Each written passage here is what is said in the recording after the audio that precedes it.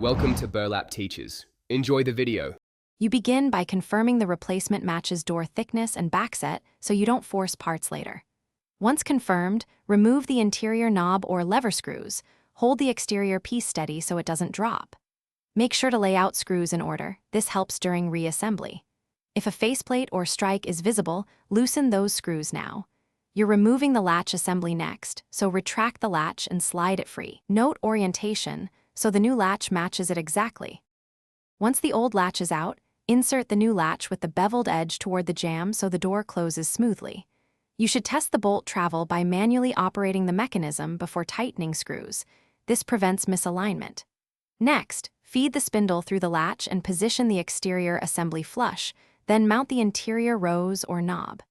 Make sure the tailpiece engages the latch. Once aligned, tighten screws incrementally, alternating to keep assemblies square and avoid binding. To finish, snug all mounting screws evenly so the plates sit flush without warping.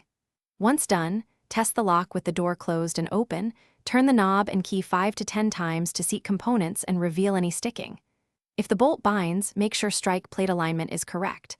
Slightly loosen screws, reposition the strike, or add a thin shim, then red eye-tin.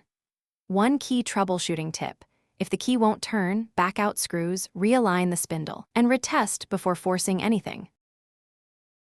Thanks for watching. Consider subscribing if this video helped you.